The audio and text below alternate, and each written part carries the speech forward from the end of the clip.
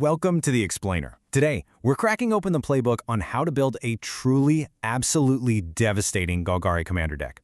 If you're the kind of player who loves generating just massive, swampy board states and casting game-ending spells for absolute pennies on the dollar, well, you're in the exact right place. We're going to take one of the fundamental rules of Magic the Gathering, mana costs, and turn it completely on its head. We're building this unstoppable, snowballing engine around our commander, Witherbloom the Balancer. Okay, let's dive into this. How exactly do you cast a 9-mana spell for just 2 mana, right? In a normal game of Magic, hitting 9 mana takes a ton of time, incredible patience, and honestly, praying your opponents just leave you alone turn after turn. But in the deck we're building today, we're bypassing that completely. We're solving this high mana cost problem by fundamentally rigging the math in our favor, totally transforming the most uncastable cards in your collection into your most efficient weapons. Section 1. Meet Witherbloom, the Balancer. To pull this off, we really need to understand the grand architect of this whole strategy, sitting right there in our command zone. Witherbloom is an 8-mana, 5/5 with flying and death touch, which, is already a really solid evasive threat. But think about the abilities at the bottom for a second. It has affinity for creatures, meaning its own cost is reduced.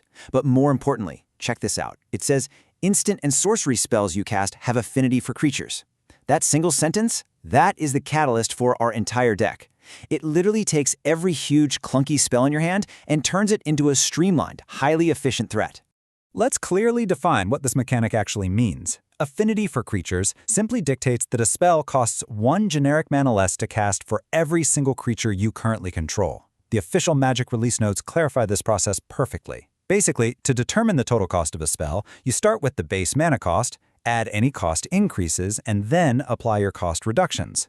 So this massive discount applies across your entire board. If you have 5 creatures, your biggest spells cost 5 generic mana less.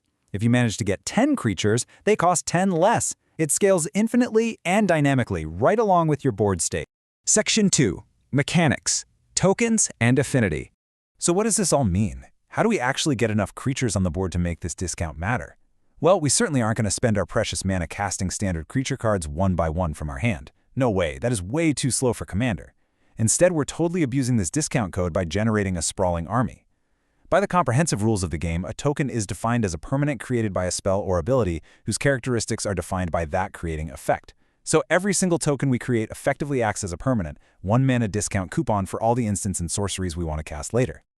So the crucial point is found right here in the official rulebook.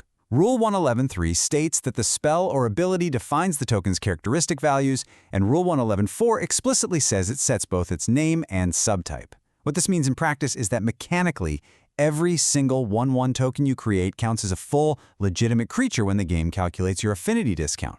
To Witherbloom, the rules engine literally does not care if you control a mighty, terrifying 6/6 dragon or a squishy little 1/1 pest token. A creature is a creature, and each and every one shaves a generic mana off your big spells. Section 3. Token Generation Engines. To truly abuse this loophole, we need to rapidly build our board state without emptying our hand, and we have some absolutely incredible enablers for this. Beldros Witherbloom generates a pest token at the beginning of each upkeep, so in a standard 4-player game, that's 4 tokens a turn cycle. Creekwood Liege provides massive buffs to your green and black creatures and just continuously pumps out worm tokens. And hey, if you have spare mana lying around early on, spells like Gelatinous Genesis can instantly populate your board with an absolute army of oozes out of nowhere. This continuous, automated token creation snowballs the board state incredibly fast. Because these generators trigger passively during the upkeep step, or just flood the board all at once, you require absolutely 0 extra mana investment once they're actually sitting on the battlefield. You just sit back, relax, and watch your board presence dramatically escalate turn after turn. And remember the core mechanic here. As that board escalates, the casting cost of the cards sitting in your hand actively plummets. Let's just visualize the raw math here for a second. Imagine your token engines have been running for just a turn or two, and you've passively produced 8 tokens.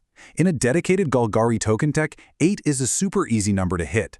Because of Witherbloom the Balancer's ability, every single instant and sorcery in your hand now suddenly cost 8 generic mana less to cast.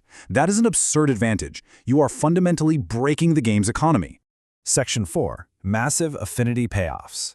And this brilliantly illustrates where we unleash our game-ending bombs. We've meticulously built the engine, we've secured the discount, and now it's time for the devastating magic. Crush of Wurms puts 3 massive 6/6 green worm tokens onto the battlefield. Now normally that demands 9 mana, but with our 8-token board state, it costs just 3 green mana. Army of the Damned creates 13 zombies for exactly 2 black mana.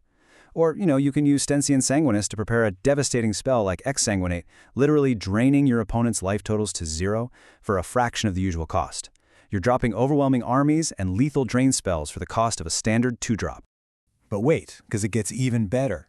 Both Crush of Wurms and Army of the Damned feature the flashback mechanic, which allows you to cast the card directly from your graveyard for an alternative cost. Now normally, flashback costs are incredibly high and prohibitive, but here's the ultimate secret to this whole deck. Witherbloom's Affinity discount explicitly applies to alternative costs too. The comprehensive rules are crystal clear here. You start with the alternative flashback cost you're paying, and then you apply cost reductions. So all those tokens you just made with the base spell, they instantly apply their affinity discount to the flashback cost. You cast them for practically nothing the first time, and they make themselves even cheaper the second time around for unbelievable exponential value. Section 5. Sealing the Victory.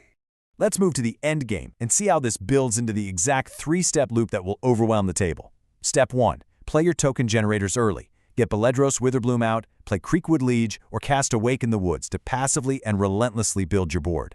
Step 2. Once your board is wide with tokens, cast Witherbloom the Balancer. Because Witherbloom itself has affinity for creatures, your massive board means your commander will likely cost just 2 colored mana to cast. Step 3. With your commander out, immediately drop your heavily discounted, game-ending spells like Army of the Damned or Exsanguinate. It's a seamless, devastating, and just incredibly fun arc to execute. So, what devastating spell will you cast when your biggest bombs cost next to nothing? The deck-building possibilities are absolutely endless when you learn how to creatively break the mana barrier. I highly encourage you to look through your own binders and see what massive spells are just waiting for a discount. Thank you so much for joining me on this explainer. I hope it gave you some fantastic ideas for your next Golgari build, and as always, keep learning and keep brewing.